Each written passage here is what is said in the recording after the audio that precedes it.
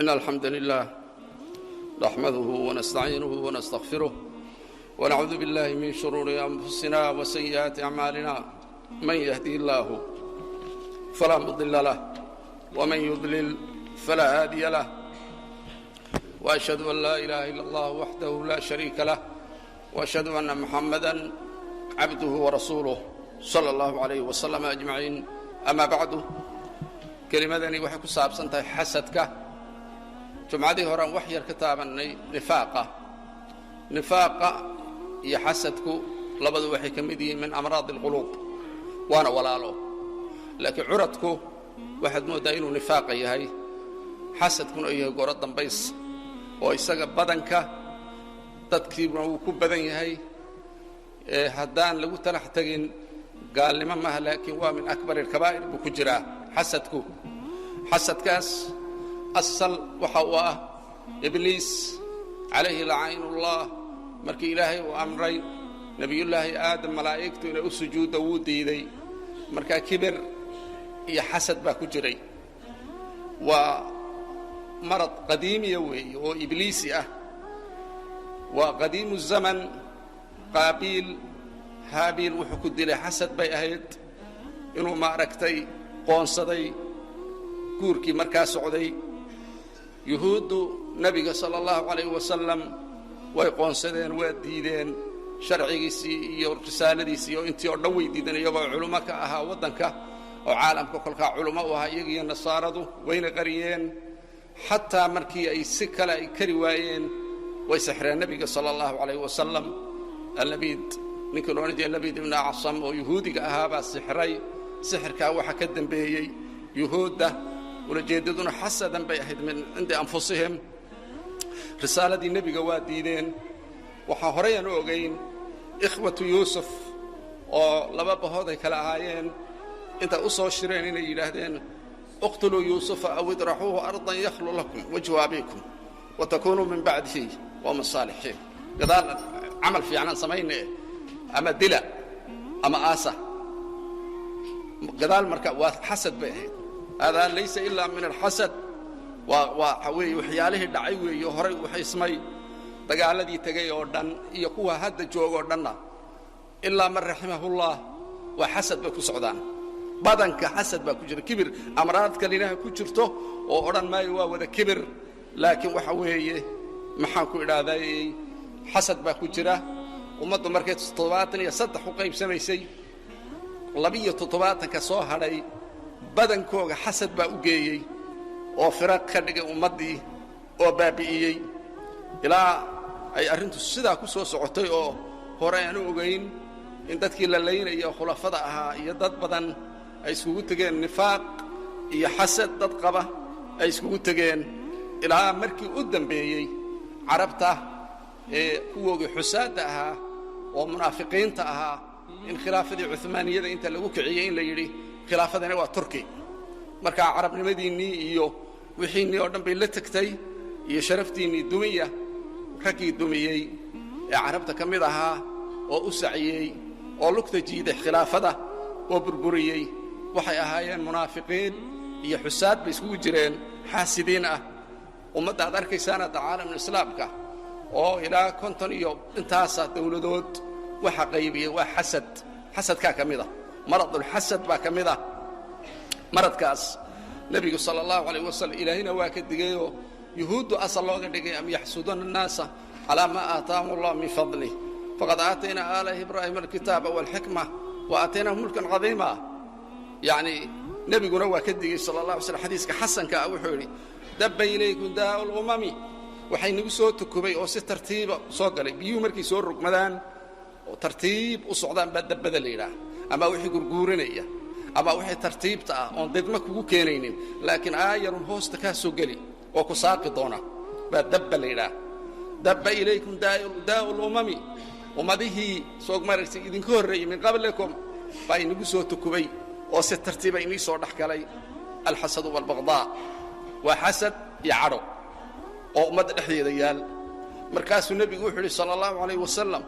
hiya alxaaliqa waa tii xiiraysa weeye marka xirrimaadkaas fitan buu leeyahay waa kala duwan yahay حرماتكاس لا أقول تحلق الشعر قفت ما لقى حيري وحيري أو مصيبة من المصائب لكن ما أهتاس ومصيبة يرقلي النبي صلى الله عليه وسلم ولكن تحلق الدين دينك حيرسا دينك يقوينيسا دينك جرد وجريسا مركاسي dadku waxay noqonayaan bila diin bila shariica waxa sameeynaya waa maxay waa xasadka nabigeeni baa saayiri sallallahu alayhi wasallam horeyna waxa loo yiri ma khala jasadun min hasadin jasad kama maqnaba حسد وأنكي كجرا وي لكن dadku waxa u qaybsanaa labadanoo ولكن اللئيم طقنكو يبديه وموجن عربكو كموجن gacanbu ku muujino gacanbu qofkii ula tagay kulku xasto intii ku deyn maaye gacanbu ula tagay carabku ula tagay uu caayo wixii buu fulinba waa doqonka weeye wallabiba yukhfiih ninka laakiin caaqilkii uu qarin uu cabadini carabkana laga fahmi maayo gacana looga fahmi maayo taageero oo qolo taageerana looga fahmi maayo uu qarini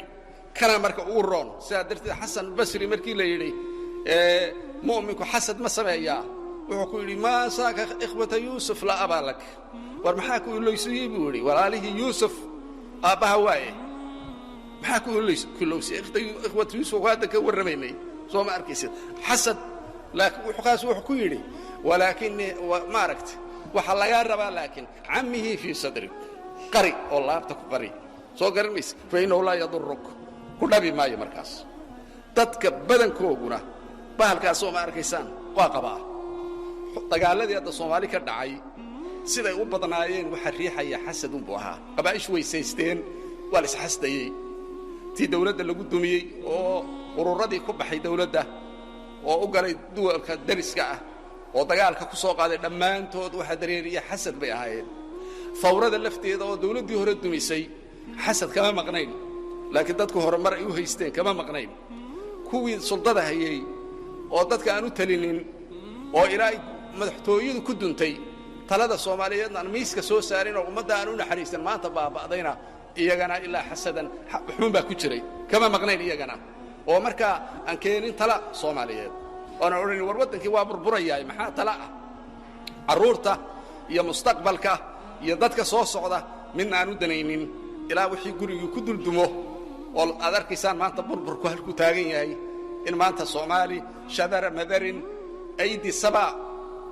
ما ركتي مهما اللي يرى نقدين أو أنت كلا ياعين سيد اللي سوسو عليا بقى يذكتاي إلا إني نقصو نقدان إيجا أو إم بدن النصارى إم بدن الدين كنسيته إلا أمة مركة أورسنتها يميل وذا دقنتها ولا جعلين كرا تجاكا لكن هذا أرجع يجيله يلا ده هذا كاكلا ياعانه كيما كاكلان ده سيد وعلين ورابه سيد وعلين توك سيد وعلين عدو قاضية ولا لك لا ياعي أمة مركة هذا تفرقوا شذر مذر صوم أركسد وقطعناهم في الأرض أمما منهم الصالحون ومنهم دون ذلك يهود با إلهي كسفيه سبحانه وتعالى إنه أدونك لغو فرديي ومركة ميل كستا إجوغان والله ماذا قولنا أوقيفسان وقولا صوبا يقول خربا به وهكذا وحليلا حسدكو ما جوكسدو حسدكو واسعونيا مجتمعة إلهي سبحانه وتعالى waxaan barayna ilaahay naga badbaadiyo ninka xaasidkii haduu ku darsado noqdo caayin baa leeyahay haduu ya caayin waxa waa qumay oo naagtuna isaas oo kale caayinad ay tahay oo qumay ay tahay oo marka isku darsadaan xasad iyo ishanu ku dhufto nabiga sallallahu alayhi wasallam al-aynu haqqun ishu waa xaq nabiga sallallahu alayhi wasallam labada haduu qofku isku darsado khatar baan ugu sugnay sababta oo qofkani wuxuu diidayaa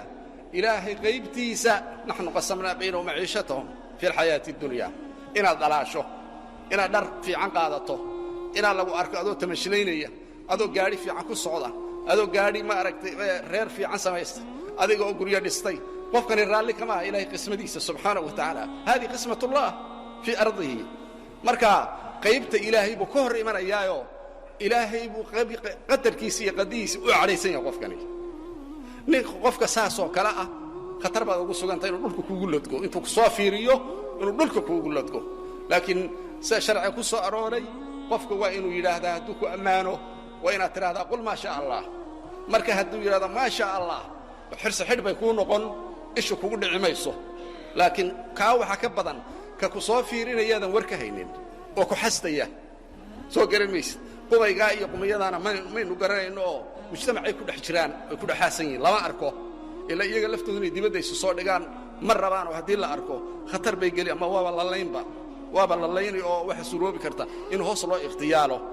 dadku marka way isxastaan dukaanlaydu marka waxaa la isu xastaa intii isu qaybaba intii isku shaqo ah kuwaasaa ugu badan horta waxa ugu badan bay culimmadu yidhahdeen wax isxastaa dadka qaraabada ah marka dadka qaraabadaadu hadday sabool yihiin xoolo haysan adiguna ilaahay wax ku siiyey dee waxa weeye inay ku sixraan waxba kuma aha inay hoos kuu ikhtiyaalaan hoos kuu dilaan ay ku aftuubaanna waxba kuma aha inay wax kale kuu sameeyo wayna wax iska siisaa oo dee waa sharciyanna way kugu leeyihiin waxa ugu badan qaraabada dadka wada dhashay oo qaarna waxoogaa haystaan qaarna ay waxba haysanin ama qof lagu arko darajo ilayn qofaa shalay tooliyaad ogeyd isagoo eber ah waa maantaad arkaysaa war waa sidee war ilaahay baa ii naxariisto odhanaya soo garan mayse alxamdulilaah ilaahay baa ii naxariista ilaahay baa halgan ii dejiyo odhanaya qofkii marka qaybaha kale ee mujtamaca qolo kastaba marka way isxasdi hadda nin mudarrisa oo macallin ah iyo nin kale oo taajira kaa mucallinkaa suurooda kaa taajirka inuu xasto laakiin taajirku xasdi maayo waxa isxasdi marka tujaarta kuwa dukaanada leh bibitooyinka maqaaxiyaha madaarista dhexdooda jaamacaadka asaatidada culummada wax iskaga darraa ma jirin cabra taarikh markaad fiiriso walidaalik sheekhii lo odhan jiray badruddiin alcayni sheekhii kaloo lo odhanaya xaafidka ibnu xajar yaa salaam muxuu ku sameeyey waad yaabaysaa ma akhrin kartid siduu maaragtay uga daba tegey oo siduu u kadfay oo u qabsaday sakhaawi iyo suyuudi raxmatullaahi calayhim waxay isku hayeen dab iyo biyo wayse soo gaadheen wahaakada cabra taariikh dadka aqraanta ah isku maaragtay sibay isugu kacsan yihiin sibay isu haystaan laakiin iyagu mana dee layskuma sii xadgudbayne calaa kulli xaal akhtaa basiida oo yar bay ahayd laakiin waxa ka daran waa dadweynaha weeye dadweynuhu waxbaba isuma ogolaba sharikad baa imanaysa tuka dambaa laga agfurayaa way isxastayaan way isku kacayaan mid kasta midda kale waxay rabtaa inay dumiso oy baabi'iso haadaa huwa alxasad almadmuum haddii qole ilaahay wax siiyey oo ilaahay maaragtay iftiin yar siiyey oo adduunkii waxoogaa ugu deeqay tan gadaal ka timid inay xasadda maaha waa inay raadsataa wixii ilaahay subxaanahu wa tacaala u qadaray laakiin inay meel kaga dhacda maaha tii horena inay cagta ku joojiso oo wixii maaragtay ku waxayso maaha yacni waxa weeye waxyaalaha dhacay waad yaabaysaa waa waxaan u joogay nin taajira oo iska haystay magaalo dharka waxuu keenaa ciidda marka ninkanunbaa la arkay meeshii hadduu la arko alaabtii la soo qaado magaaladii laysla yimi annaguna rabnay ciiddii inaan gadanno alaabtii buu ku jebiyey kala badh dhulku geeyey marka suu ninkan u reebo uu cagta u mariyo haadaa huwa alxasad soo ma arkaysa adduunka maadaa leh ninkasta maadaa siiyey haadaa fadlullaahi yu'tiihi man yashaa fadliga ilaah bay ka mid tahay tijaarada fiican oo xalaasha ah marka xasadku waa badan yahay haweenku way isxastayaan raggu way isxastayaan ilmaha yaroo 2 jirka ah ka 3 jirka yuu xastayaa maa khalaa jasadun min xasadin way iswada haystaan waxaa la rabaa marka in arrintaa laga digtoonaado nebiga sala allahu alay slam wakhtigiisii waxa dhacay inuu nebigu yidhi sala allahu calayh wasalam albaabkaa waxaa ka soo galaya nin ahlu janno ah asxaabtoo dhan dadku dad aakharay ahayn sideenna ma ahayn oo ma ahayn dad adduun ma ahayn tacisa cabdudiinaar tacisa maaragtay cabdudirham midna toona ma ahayn dadku waxay dad aakharo waa la wada yaabay war waa kuma nin baa halkaa ka soo baxay mise ninka waa nin iska caadi ahoo garhkiisa waxa ka daadanayo maaragtay biyo oo wuxuu gacanta ku sitaa 2 kabood oo soo sudhay gacantiisa yuu ku sitaa waa nin iska basido dadweynahaasa maalintii saddexaad buu nebigu haddana hadalkaa yidhi ninkiinba haddana halkii ka soo baxay maalintii saddexaad haddana ninkiiba halkii ka soo baxay cabdillaahi bni camr bni caas baa marka raacay hadal yaroo aan jirin buu u sheego wuxuu ku yidhi oo suuroobi kartay in indhaha laga laabtee maadaama xikmadan ula jeeday aabbahay baan isqabsannay markaa 3 habeen baan ku dhaartay inaan gurigiisa tegine waxaan kaa rabaa inaad marti geliso ina keen buu yidhi guriguu geeyey wuxuu rabaa bal inuu fiiriyo wuxuu samaynayo ninkaan ahlu jannaha ah oo isaguna warmoogga ah maba kacaba fiidka hore intuu seexdo maba kacaba xataa salaatuliil ma tukado saddexdii habeen wuxuu yidhi salaatuleylkii tukan waa kici waayey ilaa camal buu raadinayay iyo marka oon damcay buu yidhi inaan liidoon idhaahdo war kan baa muxuu tahay waxaan ninkii nabigu sheegayay sala allahu alay wasalam oo tuhma gashay iyo waxaan ku idhi wax dhiboona dhex martay ma jirta aabbahay laakiin waxaan ragay camalkaaga inaan fiiriye dee nebiguna saasuu ku yidhi maxaad ku heshay darajadan horta waxaan haya waa intaasuu yidhi wax kale oon meesha ku hayaa ma jirto salaadahana waan tukadaa wuxuu yidhi maxaan ku dhahay markaan imaadana sidaa unbaa sameeya hayra annanii laa ajidu calaa axadin min almuslimiina fii nafsii gishan walaa xasadaa intaasaa qabaa buu yidhi qof muslim ah qishi oo khiyaano ah iyo xasad qalbigayga kumaba qabta buuri